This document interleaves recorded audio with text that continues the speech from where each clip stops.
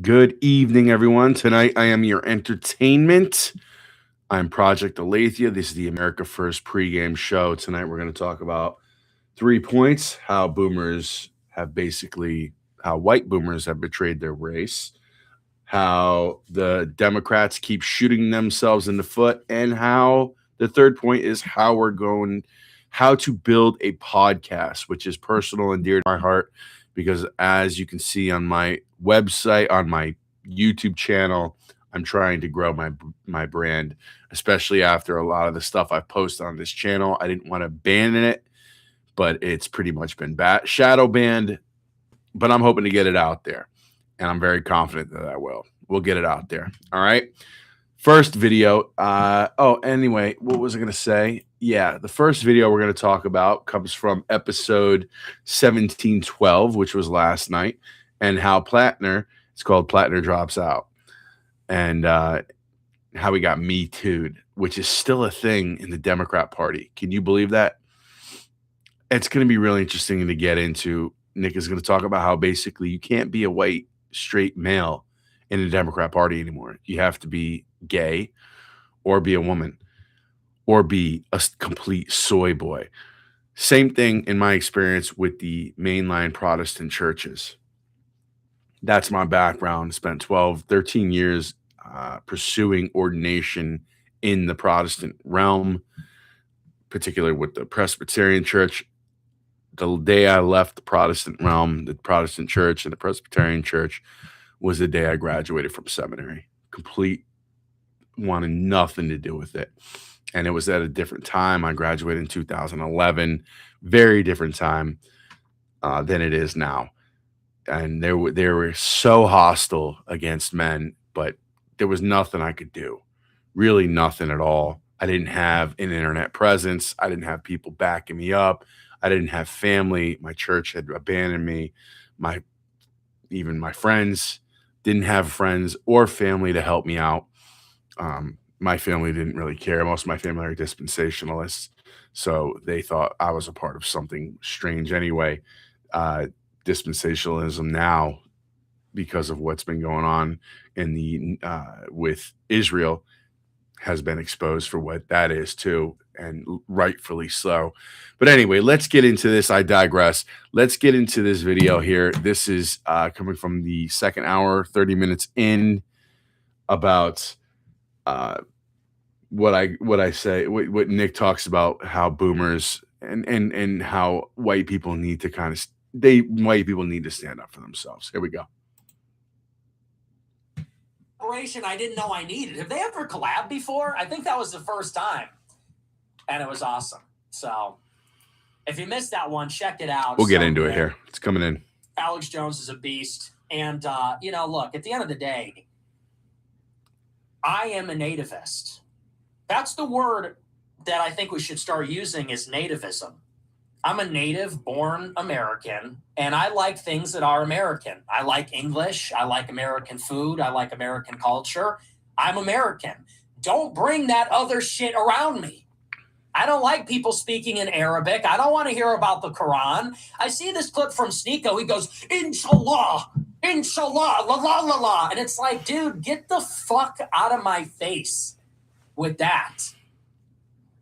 Nobody wants that anywhere near us. Get that away from me. Get that away from my family. Get that away from my city. Nobody wants that. We tolerated that. You know what? We use the word tolerance. If you say you're tolerating somebody, is that like a nice thing to say? If I say I'm going to tolerate you, I'm going to be really tolerant of your behavior, is that like a nice thing to say? We tolerated these people for years because... By the way, tolerance is not a concept that exists outside of the white race. Prove me wrong. Prove me wrong. I've been to South America, Central America, Africa, Europe. Tolerance only exists in white countries. And it really primarily is only existing amongst the boomers because they had it so good that they just thought, let everyone else in. They had no accountability. They were like, I don't really care. and I've talked to boomers, number of boomers. You know what they'll tell me about it when I get into data and I talk to them about how hard it is for young people, how I have to like make $250,000 in my household to live like the average family in the 1990s. They'll just they don't understand. They'll just sit there and they'll just basically look at you like, "Are you working hard enough?" And if I say something like, "Well, you know, we got immigrants coming in," you know what they say? Even the Christian ones, they go, "Well, that's a good opportunity for us to witness to them." And I said, I'll even say, you know, the population of whites in the last 30, 40, 50 years has dropped precipitously. We used to be 80, 90% here in America. Now it's down to 56, 57%. Well, that's good. That comes from the boomer generation. Because they were these unlikely allies against the Jews, marriage of convenience, because look, they had a problem with them. We had a problem with them. We were kind of forced into the same boat. But now it's like, just get that shit out of my face. That's not Native American. I don't want it anywhere near me. Same goes to the guy like Rabbi Mizrahi, who I saw with Gavin McInnes. And I'm just waiting for the day when whites, especially these like boomers, are going to stick up for themselves as whites and as Christians. Yeah, you're going to be waiting a long time, Nick. That ain't going to happen. And I think he knows that. It's just not going to happen. It's going to have to happen with the younger generation. Millennials have suffered tremendously. I guess you can call me a Xennial. I'm a Xennial, born in 1980. So I'm right in between the Gen Xers and the Millennials. But we have suffered trying to mimic boomers because they were our parents and they told us what to do. And we listened to them. And in the 90s, we saw our childhood. In the 80s and 90s, we had an amazing childhood. I had an amazing childhood. We went on vacations. Our parents were able to make good money. We were able to travel everywhere. You know, Florida, Puerto Rico, North Carolina. Everybody was able to. I have a family member who worked for the post office. His wife was a nurse. He was able to buy 5 acres in North Carolina and build a home from scratch. You'd have to make $500,000 a year based off of your home income, your family income, right? Your household income, which is 2 people. Used to be 1 person, but based off of 2 people, you would, if you were today a post office worker, a mailman, and a nurse could not afford that at all. Not all. A mailman makes what, 60, 70 grand? A nurse makes what, 60, 70 grand? You think they could afford to buy 5 acres somewhere in a beautiful state like North Carolina and build a brand new house? They can't do that today. And yet this is part of the problem, is that these people are still in charge in implementing these laws and this propaganda and all this messaging that to a world that doesn't exist anymore. Let's keep going. We need to have as much racial pride and ethnic pride and national pride as these other people. I see, for example, Gavin McInnes sits there next to an Orthodox Jewish rabbi, and the rabbi is as arrogant and smug and chauvinistic as it gets. This Jewish rabbi, Filth, says every Christian is an idolater and every Christian should be put to death and go to hell. That's what he says. I'm not making this up. This is an Orthodox rabbi sitting next to you, says every Christian's an idolater. We put idolaters to death and they're all going to go to hell with Jesus. This is what a rabbi says.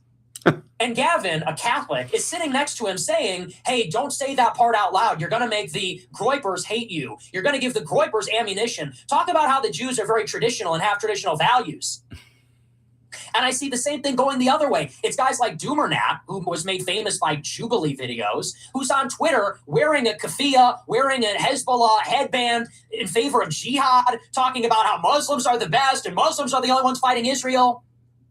And I feel like the odd man out. It's like, I'm not glazing Jews. I'm not glazing Muslims. Fuck all these people. That's why I say it's got to be the new Rome. Yeah. Interesting point. I do have respect for both Jews and for Muslims. However, this is not their country. Jews would say otherwise, but especially Jews. I like Muslims that I know, real Muslims, not like American Muslims like Sneeko, who are white. Anybody who's an American who tries to mimic another religion outside of America, anything other than a American who tries to be something that isn't Protestant. This is what has been my dilemma with converting to Orthodoxy, is because I I am turning into an Orthodox Christian from Protestantism. But my problem with that was, it's like, when in, like, for example, you can call me a Russian agent, I don't care. I just, in seminary, in a Protestant Presbyterian seminary that I studied and got my master's of divinity in my missiology course, I studied the two largest growing religions, or two largest growing parts of Christianity. The first was the Pentecostal church in Africa. In the Pentecostal church is sort of the low-hanging fruit of Christianity. It's the low IQ people. It's people who just like spew words, and they're like the Sneeko of Christianity. And the second place was Russia, and I couldn't believe it. It blew my mind. I thought Russia was this communist country. As it turns out, underneath Putin and his predecessor, they have ended the gulags. Excuse me. I think the gulags ended in the 90s. Pardon me. But like, they ended the gulag. They turned it into like a capitalist country, but also it is a country where Christianity is thriving. When the Bolsheviks attacked Russia and the Tsar, and and basically before World War II, was it in between? Yeah, it was somewhere. It was in between World War I and World War II when they started the Russian Revolution. They went in and they killed the head of Russia, the Zarg, or Zarg is what they called him. Can't remember his name, but they basically killed tens of millions of Christians, tens of millions of them, and they basically labeled the Christians enemy of the state and destroyed them, annihilated them, and then it turned into a communist country. And it was like that for years, okay, up until maybe 80, 90 years, up until the 90s, and then up and now recently, underneath Vladimir Putin, into the 2000s, it's changed. Christianity is thriving there, okay? It's thriving there. So we have to, what's my point? My point is this. We have to figure out as a nation how to have unity and how to have pride in who we are as people. Okay? Protestantism is dying, and it died, and it died because it's dead because of subversion, not because of war. It would have been better if somebody came in and like literally killed the Protestants. Instead, they just slowly subverted Protestants over decades, and now it's just normal living. The mainline denominations are liberal, super liberal feminists, and the conservatives are Zionists. It's crazy. I kind of lost my train of thought a little bit on where I was going to go there. I'm going to pick up the video again. If I get back to it, I'll mention it. Let's keep going. It's the new Rome, because what is embodied in Rome is the synthesis of this idea of a white empire, a white imperium based on Greek civilization and Greek culture. It's an ethnic component. It's our cultural, historical identity. It's the empire. It's us as a martial race, us as an expanding frontier, an imperium, systematizing and integrating everything in its sight, conquering everything. But it's also the seat of the Roman Church. And so it's also Greek philosophy. It's also the New Testament. It's also Christ. It's also the church. It's that moral dimension, the spiritual dimension that makes us exceptional as well. And so no Muslims, no Jerusalem.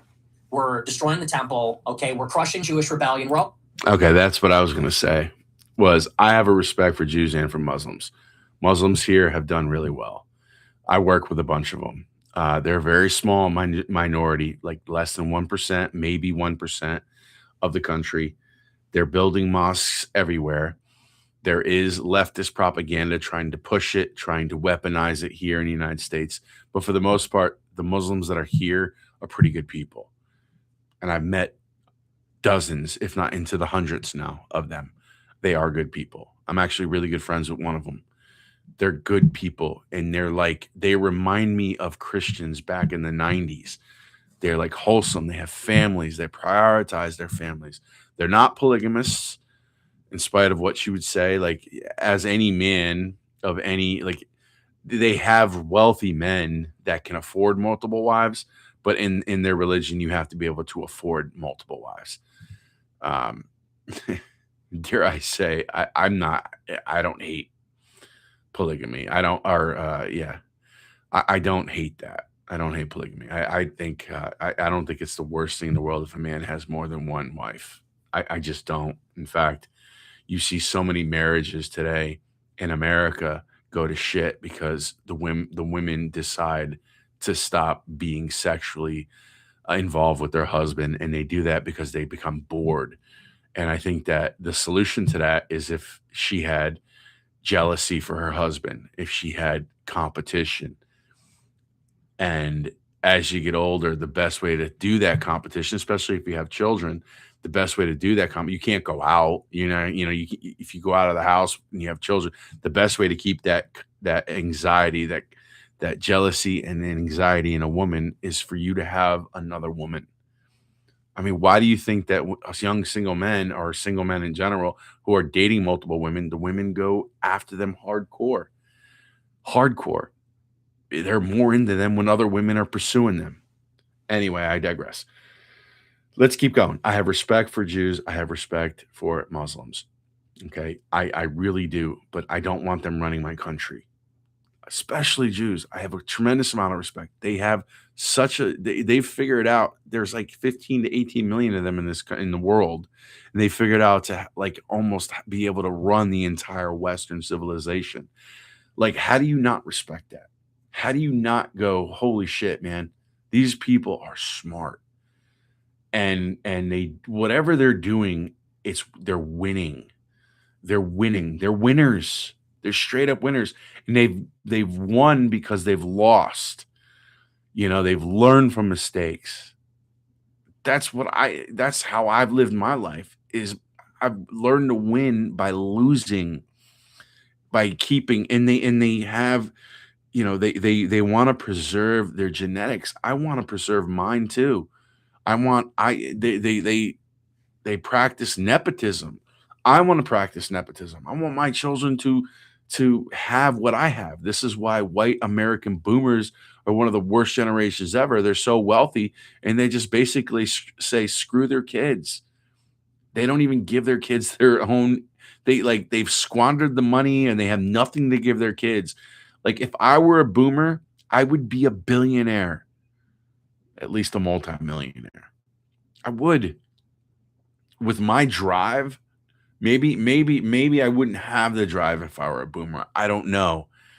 But like, if I had my drive and I was a boomer, dude, I wouldn't be working just one job. I'd be working multiple jobs, side hustles, creating businesses, opening businesses, buying homes. All right, let's keep going. I didn't want this to be a long show. This is turning out to be a really long show. We're already 19 minutes in. Let's keep going. We're going to listen to this for another minute or two, and we'll jump to the next segment. Also fighting against the Muslim Empire. We're also fighting against the third world barbarians and hordes too. And I just want to see, you'd like to see Alex Jones and Gavin come more on our side with this. And you'd like to see some of these other people that are really all over the Muslims for some reason, like Tucker Carlson, come our way.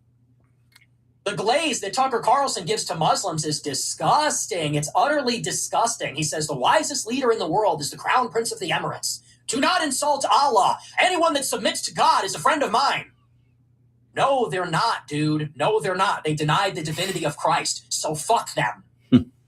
Same goes for these Jews that see us as idolaters. And by the way, that's the real alliance, is Jews and Muslims. It was very eye-opening if you caught it. When Gavin McInnes and Matan Evans sat down with Rabbi Mizrahi, what the rabbi said is that they actually prefer Muslims. The rabbi said, we prefer Muslims because Muslims are not idolaters like the Christians. Muslims submit to the same God. They submit to this monad. They submit to the same God that we do. They said the Christians, on the other hand, have to die. He said, Muslims, totally okay. They're monotheists as we are. There's just some disagreement about the text. He said, Christians, death penalty, straight to hell because they worship Christ. And that is what sets us apart. That's what sets Europe apart. That's what sets Christians apart. It's the Christ. It's Rome. That's what we have to embody. So I said that on Alex Jones. To act corporately, to act to save our civilization, we first must develop a self-consciousness that we are a civilization, that there is a we. We, and I really believe it's liberals, Christians, Catholics, pro-white people. We are all part of the same heritage. We are all part of the same tradition. Liberalism really flowered from white Christian civilization. We have to recognize that we actually have a lot in common. We have to fight for our civilization. We have to exert ourselves and assert ourselves against these would-be challengers, these Hindus, these Chinese, these Muslims, these Jews, these various indigenous barbarians from all over the world. Because if we don't, it's going away. If we don't, it's all going. The motherland is going. Europe is gone. Our colonies are going. America's gone. It's all over. And what you're going to have is the Chinese Empire, the Indian Empire, the Muslim Empire, this world court headquartered. Yeah, and we have the right to preserve ourselves, and we have a lot of work to do, especially after the boomers are no longer in power. This is one of the reasons why I want to see the Trump campaign blow up too, is I just want boomers to be done. Okay, I'm 45 years old, and I don't remember Ronald Reagan. I was too young. I was born in 1980. He was president, I think, from 80 to 8. I can't remember what he was, 1980 to 88 or something like that. I don't remember. Like, I was a kid. I was busy, like, playing baseball and shit, and buying baseball cards and eating the gum out of the baseball cards, the baseball packs, the Topps baseball packs. Like, that was what I was doing, and playing baseball. I loved it. I didn't pay attention to politics, but ever since him, and then there was Bush 1 after that for 4 more years. So then you get into when I became 8, 9, 10, 11, 12, when I was like 12 years old. Ever since I was 12, when Clinton came in, every president since I was 12 years old, okay? Since I was 12 years old, for basically what is that, 33 years now of my life has been a boomer president. And they've gotten us into $40 trillion in debt. $40 trillion. And they don't care. They don't care, dude. They really don't. And I've tried to talk to all of them, even the best of them. And all of them, all they do is they say, well, I'm about to be dead soon and it's not my problem. Yet they'll sit there and go, we have to take care of Iran. We don't want them having nukes. Well, if you don't care, then you don't care. Like, do you care about, like, our future children? They don't care. It's a phenomenon that I can't imagine. My God, dude, there might be a national piss on a boomer grave day in the future. I don't even know. I hope not. But let's move on to the next video here. This is just a few minutes forward here. This is talking about Graham Plattner and how the Dems keep shooting themselves in the foot and how much they hate white, straight men, which I've experienced personally. Guy, very left populist, very progressive. He was backed by all the usual suspects. And Graham Plattner ends up winning in a landslide, wins this primary by 70%. Yeah. Utterly dominates this establishment pick. And this has been the trend. This was the story in Colorado last week. This was the story in New York a couple of weeks ago, which is that clearly there's an appetite among the Democrats for a left-wing populist and for a far more progressive flavor. And this is in response to a couple of things. There's deep frustration among the Democrats about the fact that they have not been resisting Trump sufficiently, which is sort of ironic. Our resistance to Trump comes from the fact that we don't think Trump is doing enough. The left populists, they hate their establishment because they think the Democrats are giving Trump too much. They Pay think Trump is attention. getting away with everything. So many Democrats are furious. They're furious that Joe Biden lost in 2024. They're furious that the Democrat establishment tried to cram that down everybody's throats. It was a complete catastrophe. That is probably why Kamala lost. They're mad that there wasn't an open convention after Biden stepped down. They're mad that that gave way to 4 more years of Trump. They're mad that Democrats funded Trump's first omnibus bill, that they're not effectively countering Trump enough. And so that's why in all these primary races throughout this year, Democrats are basically in revolt. And so whether it's New York, Colorado, Maine, in all these different races, it's the left-wing populists. It is these more anti-establishment, salt-of-the-earth types, progressives, even the Democratic socialists that are decisively winning primaries. And there's a huge enthusiasm gap. And Graham Plattner was another one of them. So Graham Plattner, he was a very contentious and controversial pick. He had a lot of scandals. It was discovered that he had a tattoo resembling a Nazi symbol on his chest. They found his old Reddit posts where he was talking about killing capitalists and right-wingers. He cheated on his wife multiple times. And all of his messages from Kik, remember Kik? Remember Kik messaging app? Man, those are, all of his Kik messages got leaked. He's cheating on his wife with multiple women. Scandal after scandal of every variety. Kik? Isn't that what like Sneeko streams on? I don't know. Anyway, this guy cheats on his wife, this and that. You're not gonna, I've been with my wife for over 10 years. Never slept with another woman. Had sex with the same woman since her and I have been together. Back in the day when we first started dating, I was seeing multiple women. I kind of played her, and for some reason that worked out in my favor. Go figure. You should read The Rational Male by Rollo Tomasi. But it's like these guys, the Democrats, they keep shooting themselves in the foot because like they had a guy that might be relatable. He wears like, he has like a business, oyster running business, and he's an entrepreneur. Sounds like he destroys the other person in the primaries. He's about to win over this Republican she's apparently a horrible person, horrible she practically is a Democrat. And they could have overtaken the Senate, and they get rid of him. They Me Too him for like the most scandalous reasons. They throw him in the court of public opinion just because they hate white men. Crazy. Let's keep going. Of every social media post, infidelity, far-right extremism, Nazi symbol on a Democrat, he survives all of it, untouched. He stands there unfazed, wins the primary.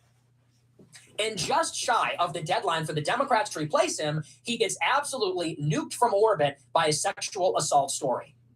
And on Monday, it was reported by Politico that some woman, some 40-some-year-old woman, is claiming that he raped her in 2021. And let's just be very clear about what that is. That is a hit job. That is a hatchet job by the Democratic establishment. That is the Clinton-Obama. We all lived through Me Too. We know. That is nuking this guy from orbit because they don't like him. Too progressive, not Democrat machine politics approved, so they knocked him out. Why do we know that? It's all in the timing. This woman, she actually came forward a month ago when all the other allegations against Graham Plattner got started, some of these sexual impropriety accusations. Hers was included in the big New York Times spread back in June. It's just that she didn't give any details. She didn't give the full account. It wasn't a rape allegation. She just alleged some vague sexual misconduct. Well, now the Graham Plattner has won the primary, but before the deadline, before the absolute last date when they could replace him on the ballot, then this allegation evolves into a full-fledged rape allegation. And it's reported by first the New York Times, then Politico. It is this corporate media which serves the interest of the establishment Democrats. They blow this up everywhere, and in unison, swiftly, basically every establishment Democrat, every party apparatchik condemns him. Not one defends him. The progressives, the establishment, the fundraisers, the committeemen, the leadership, they all come out and condemn him, and they say they're going to pull all the money from the Democratic Party, from the Senate fund. They're not going to contribute any more funds to his race And we're 4 months out from the election. So he's cooked. And what you could say is that is the Democrat establishment knocking this guy out. We also know that because of the nature of the allegation. This woman says that he raped her. And then you get into some of the details and you find that they were in a relationship already. After the supposed sexual assault, did she file a police report? No. Did she attempt to flee? No. Did she attempt to fight back? Not at all. As a matter of fact, she stayed with him. She allowed him to stay in her apartment and fall asleep. She fell asleep with him in bed. Woke up the next morning and asked him, do you remember that you raped me last night? He said, absolutely not. She didn't say anything. She didn't even break up with this guy until a month later. And then when a friend of hers expressed interest in dating him to her. All right, let me just tell you something. All right, this is where the red pill is very valuable in understanding evolutionary psychology, understanding female nature. Women they have the capacity to have Stockholm syndrome, if you would, to be compassionate and love the men who have. All right, so the men who are potentially forcing themselves on them. All right, and where this comes from is this is called the war bride mentality, right? Or the war bride. Just look up war brides, if you would. Just look it up on Google, war brides. Women have throughout history have had to, when men go off to war and die and they get taken over by other men, other tribes of men, those other men come in, and in order for women to survive, they have to fall in love with their captors. Women have that capacity to fall in love with their captor. So I don't think that this is completely an illegitimate claim. I think that in this woman's mind and in the mind of many other women, right, who don't think like men, that because men are like, well, this doesn't make any rational sense. Well, in a woman's mind, yes, she can have sex with someone who she felt the need to do so, and then realize after the fact that she didn't want to. She felt pressured, right? That's a real thing that can actually happen. So this Graham guy, I want to get the fucking hiccups. This Graham guy sounds like a complete fucking douchebag. He sounds like he's somebody who, is one of these guys who he's cheated on his wife. He thinks he can do this. He thinks Ben Roethlisberger in Pittsburgh Steelers, Kobe Bryant did this. They become so big that they think they can throw themselves on other women. And I think a lot of men with clout or positions of power, they'll do that. And the women will, because of their hardware, if you would, in their brain, the way that they're wired because of our evolutionary past, because of the way that we evolved. I am a Christian who believes in ancient earth theory. That's just who I am. And I think that's probably the most reasonable. I don't think the world is 3,000 years old. I think that's ridiculous.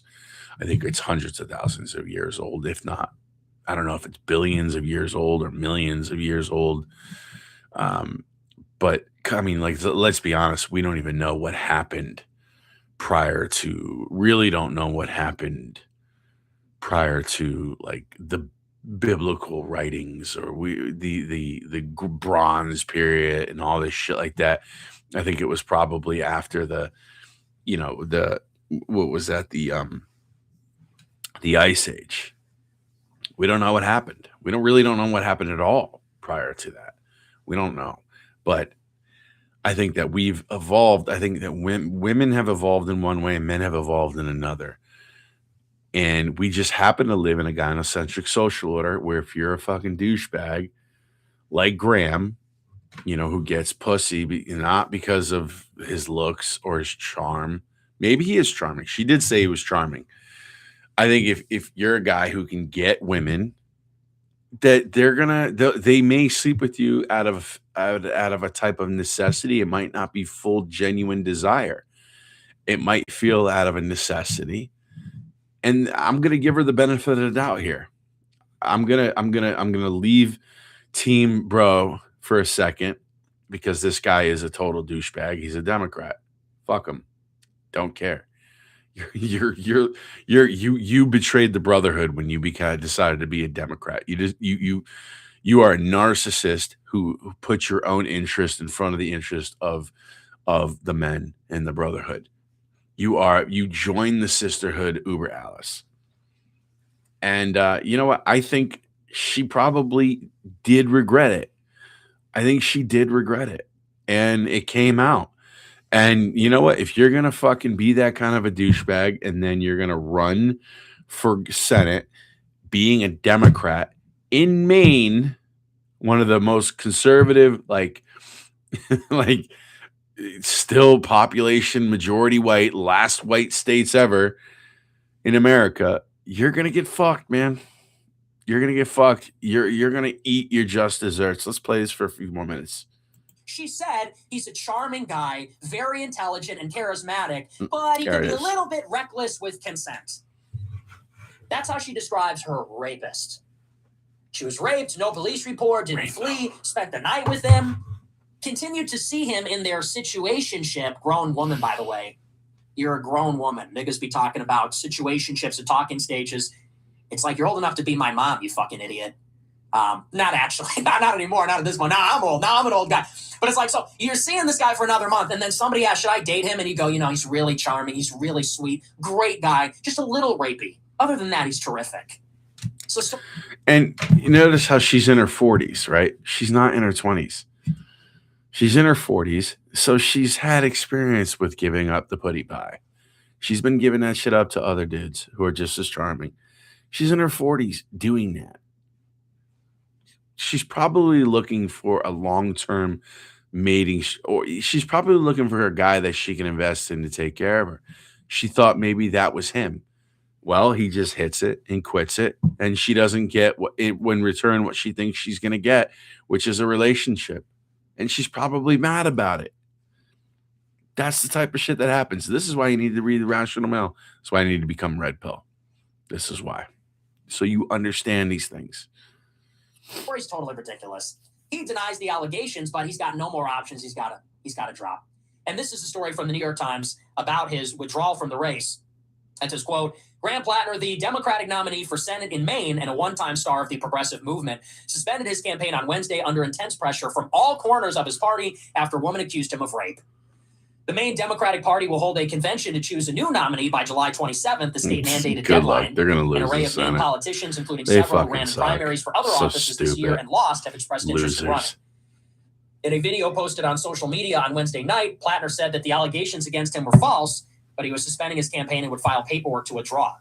He said, quote, we believe that for the movement to continue, it can't be me. We are suspending campaign operations. It's incredibly difficult because I know some will think it's an admission of guilt, and it most certainly is not.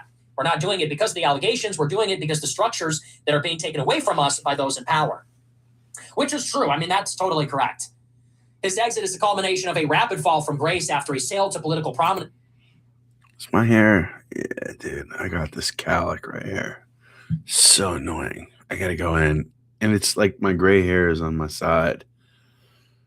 I'm lucky to have not too many grays up top.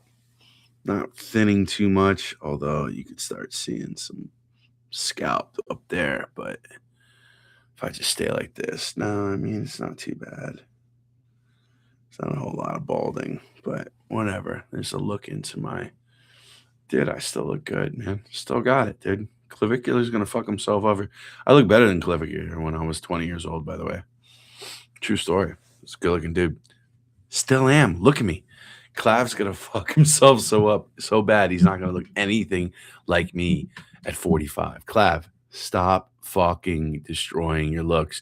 You're gonna want to commit suicide when you're older and you can't keep up. Bro, you shouldn't be on any of these fucking things until you start dropping in testosterone levels, dude. Stop. Anyway. Yeah, I gotta do that. I hate that. This little right here. This is like the most annoying piece of hair that I have. The light is shining on it. It's fine. Looks good. You know, still full head of hair ish. Not bad. We're good. All right. Last year, only for his campaign to be upended by scandal after scandal. He confronted revelations that he had a tattoo resembling a Nazi symbol, the surfacing of offensive old Reddit posts, and reports that he had sent sexual messages to women outside his marriage, and that several women who dated him years ago recalled he acted in unsettling ways. So you really just can't be like a straight white man in the Democratic Party anymore. Nope. It's just not an option. The old ones that got grandfathered in are dying, like Joe Biden, and the younger ones that they will not tolerate for very long.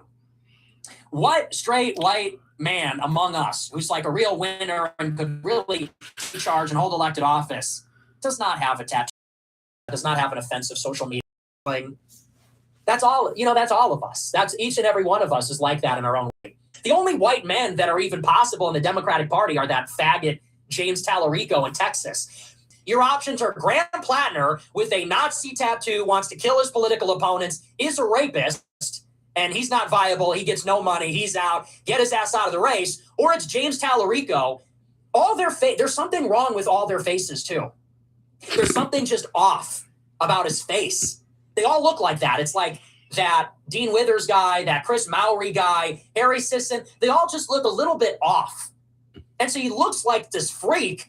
And they ask him in the interview, they go, "What's one thing you love? What's one thing you love?" And he goes, "Transgender children." He goes, "I was with these transgender children the other day, and I just love that they're becoming transgender." Transgender children. Anyway, you get the point on that. Let's move on to the next subject, which is the last one. This is a chat about a kid who wants to be a full-time YouTuber or podcaster, and Nick's like, "Don't do it. If you want to do it on the side," which is what I do. I'm trying to build my brand, trying to build my image.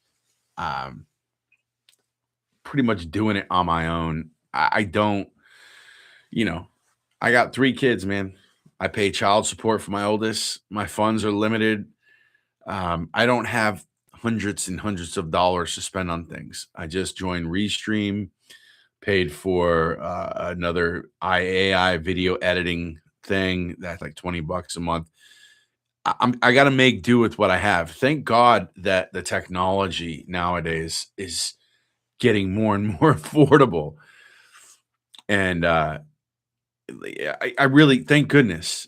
And it's getting, the AI has like, I wish AI was around a long time ago. Like when I was, in 2010, probably 2015 is when I started thinking about trying to do some of this stuff. I didn't have the money to buy the equipment. You had to spend a lot of money on this equipment stuff. Now I can do this with my iPhone. I can do this with my MacBook. I do have a MacBook. I have a few screens and stuff. Even behind me, you see a bunch of screens. Screens are just, I like screens. They're like tattoos. Once you get one, you need another one, or like potato chips. There's a potato chip commercial that says you can't just eat one. I think screens are cool. I like having screens, and I like having multiple things playing around me all the time. This is also where I work. This behind me here is my workstation. I like to have lots of cool things going on in the background. And you can't see it here in front of me. And I don't know if I want to post Nick on the Restream yet. I don't want to do that. I haven't done that. Because I want to exist on YouTube. I don't want to do Rumble, dude. Like Rumble is for people who get kicked off of YouTube after they become successful. Like Rumble sucks. Like YouTube is like by far the greatest. YouTube, Google, there's no comparison. There's no comparison. Plus, Rumble doesn't even put Nick on like their best, one of their best. They gave Andrew Tate before he got arrested a contract, and they haven't given Nick Fuentes anything. What cowards! But at least they've kept him on. But like, dude, come on, man. Rumble, what the fuck, dude? Like, put Nick on the front page. Help some young men out, please. Please. Anyway, let's watch this next one here. This is um what is that? Building a podcast. Let's listen. Callum W. sent $20. Going to college for I see what science you for did politics there. and want to do social media as well, like a podcast. Any advice for starting? Yeah, don't do it.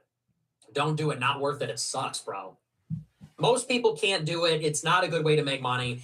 I would estimate that the people that actually make a decent living, it's like the top 0.1%. Yeah. Very few people getting into social media podcasts make any money at all. It's one thing if you want to do it on the side as a passion project. That's how I started. But pursuing that, I mean, I don't think it's a good idea.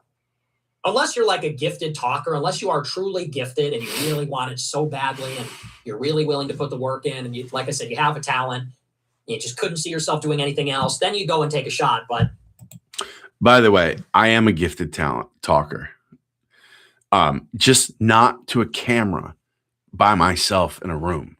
Like I've spoken in front of crowds of 100, 200, 300, 400, I think 500 people was the most that and I just get so energized off of being around people.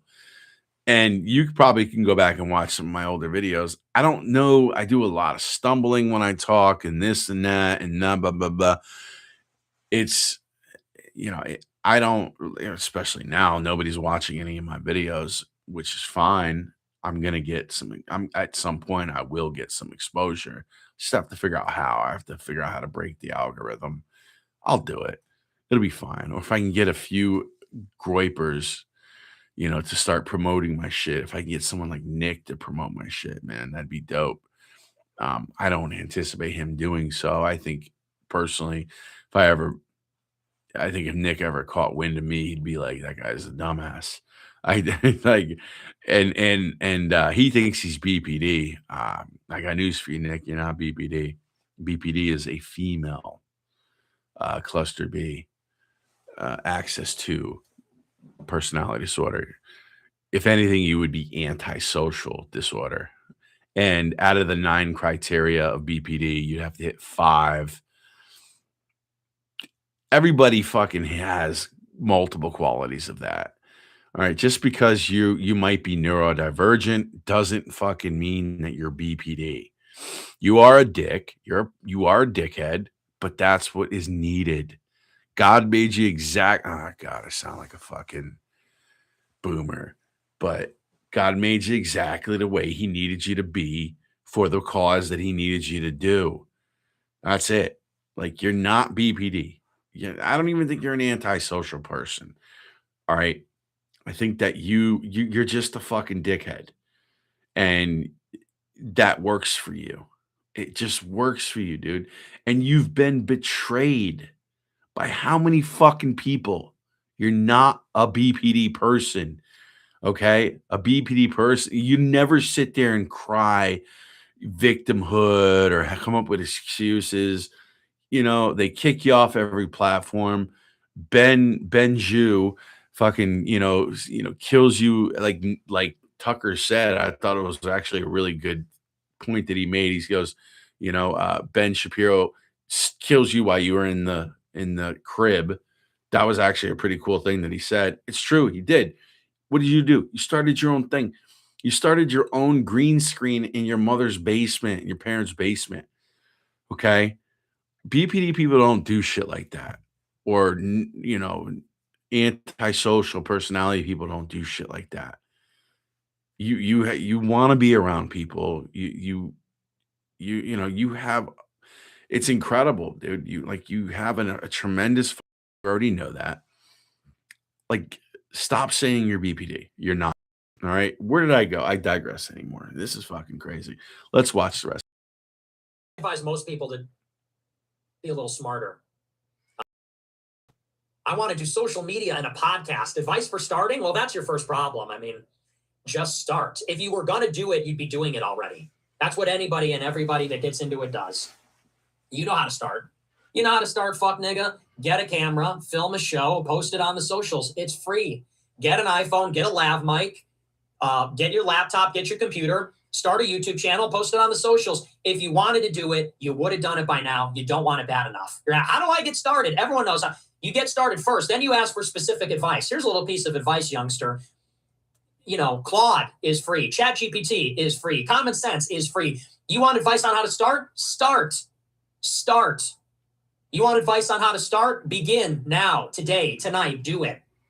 Write a script, shoot a video, post it on the socials. If you don't know how to do something, ask YouTube, ask ChatGPT. You come to me, one of the bigger podcasters in the space, and you go, how do I start? That's your question. How do I start? Wrong question. You're not cut out for this. Do something else. Work in politics. Vote for a campaign where someone will tell you what to do. That's where you belong. If your question is, how do I start? You're going to be an employee the rest of your life. Yep. If your question is, how do I start doing something? You'll be an employee for the rest of your life, because that's what employees do. They sit around waiting for people to tell them how to start and what to do and how to do it and what to do when they're finished. And then what? What do I do? How do I start? Can you show me? Well, you never showed me. Well, no one ever showed me. That's how you become a wagey working for someone else the rest of your life. You want to work for yourself. You want to be an entrepreneur. You got to take the initiative. You got to create the product. You got to create the idea. You got to bring it to the market. You want help, ask for specific things. It's people saying, hey, I have a podcast. This is my podcast. What should I do about it? Okay, that's a good question. But how do I start? I fucking hate that shit so much. You know what I did when I was in high school? Anyone could do it. 10 years ago. And it was harder then. It was harder 10 years before that. Now you could vibe code anything. You could vibe code anything, nigger. You could vibe code anything, nigger. Where's your AI startup, nigger? That's why you're poor. That's why you're broke. That's why you're not racing Cybertrucks in Puerto Rico, idiot. Vibe code an app. It's never been easier. Look, 10 years ago, I graduated high school. I went on one of those website making apps. I think it was like Wix or it was WordPress. I made a WordPress site. I bought a domain. I bought nicholasjfuentes.com. I bought the domain. I went on WordPress. I chose the blog template and I started a blog. And it was called the Nicholas J. Fuentes blog. And I just started pumping out blog posts every single day and sending them to my dad, my mom, my neighbors across the street, people I went to high school with, sent it to them every week. And I said, subscribe to my email list. And then you know what I did? I started a Twitter and I started posting the articles on Twitter. And I started listening to this other podcast. I started sending them my articles. They had a website called Regated. It was like a pro-Trump blog. They said, why don't you publish your articles on our site? They added me to the Slack chat. I started posting them on their site. Then I started sharing the links. And Roseanne Barr posted one of my links, actually. Some Jewish guy on Facebook was like, I like this guy. I'm going to send it to Roseanne Barr. Roseanne Barr literally posted one of my blog posts on Regated 10 years ago. And so did Pizza Party then. And then I went to college and I started wearing my MAGA hat and posting on Twitter. I got some attention. They asked me to do some thing in the daily paper. They said, we're asking students who they're voting for and why. Would you like to be in? And I said, yes. It captured the attention of the campus. Everybody was talking about it. The Young Americans for Liberty chapter approached me. They said, everyone hates you. Do you want to debate somebody that's talking trash? I said, absolutely. 300 people came to the debate. Cassie Dillon attended. She periscoped it. 20,000 people watched, including Ben Shapiro. Said, Ben Shapiro, you got to take this guy under your wing. Cassie Dillon was getting started at Right Side Broadcasting with Joe Seals. She talked to him into getting me a show on their network. America First was born. Okay? Like, this is how it starts. And nowhere along the way did I ask, I didn't get any fucking help. I had no money. I was broke. I made $700 on Predicted. That was my money.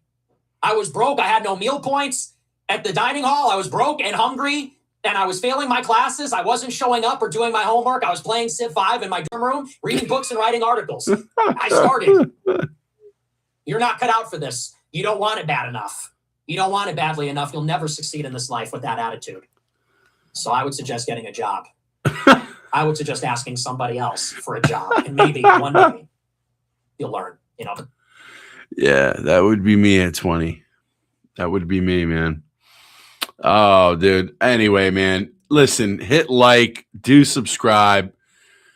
I need to get my viewership up. I'm one of these guys who got a job just out of broke for a long time. I still do. I've figured out other ways to do other things. I'm up tonight. What time is it, dude? What time is it even? 11:38, dude. And I got to be up at like 6 doing these shows. I'm so busy during the day. I usually need to do like a pre-recording at like in the morning and then like release it at night, but like that means I have to like watch Nick's show. Why'd that shut off, dude? What the fuck? That means I have to watch Nick's show, and I can't stay up, dude. I'm like a boring married dude. I'm not that boring, dude. My wife loves me. I have a great marriage. I have a great life, dude. Having kids is dope. It really is. I'm not just saying it. Like when you're married and you have kids who love you and a wife who respects you, it's a good life. And a wife who gives you, who you have a great sex life with. It's dope, dude. Just dope. And that's one of the things I can offer men. And I'm thinking about starting a community. I don't know where I should do it, maybe on school, but we're gonna call it the Brotherhood of Aletheia. Anyway, it's 56 minutes in. I thought it was just gonna be a 20-minute show. I'm so tired, dude. I was thinking about not even doing it, and I have been talking to myself on this camera. Nobody came in, but we're gonna, you know what? This is such as life, man. Such is life. That's how it works. And I love that last clip from Nick about just doing the work and just kind of grinding it out. He's obviously a generational talent. I mean, he's an exception to the rule, but I think I have enough wisdom and knowledge. I've grown my IQ by a few points by reading and watching YouTube videos and reading lots of books. I went from average to above average by slight. And you know what? I'm not the fastest thinker. I don't think fast. I think slow. I'm not witty. And wittiness is what gives you the impression of being super smart. I'm not witty. So a lot of people get the impression that I'm stupid because I can't think of anything smart real fast. But when I do think of something, it's a fucking dope idea. I have perspicacity. The internet day and age requires fast thinkers, man. Reading this book, it's called Thinking Fast and Thinking Slow. I don't think it's just not something I'm ever going to be able to do, but that's why I want to start a community and I want to do work with men and get them into my community. It'll be for a pretty cheap rate monthly, maybe $20. And if I can get a few hundred of these guys in, if we could start off with 10 and we'll grow to 20, 30, 40, I can offer you guys a lot of I can help men improve the quality of their lives. We can talk about things like relationship stuff, dealing with damage that has happened to you from being a member of a Protestant church, being a member of any church for that matter. We can talk about politics if you want to. We can talk about working in the business sector or working a job, the difficulties in that. Dude, I've been working for this company who I thought was the best company in the world until recently. And, working for these companies, dude, it fucking blows.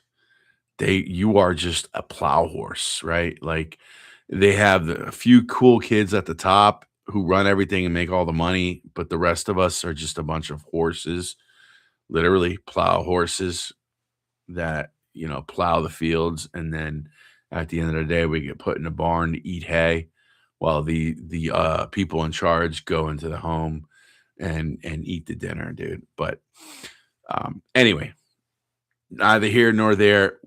I appreciate you guys. Do like, subscribe, and Project Aletheia here. I'm out. Peace. Love you guys. We'll talk later.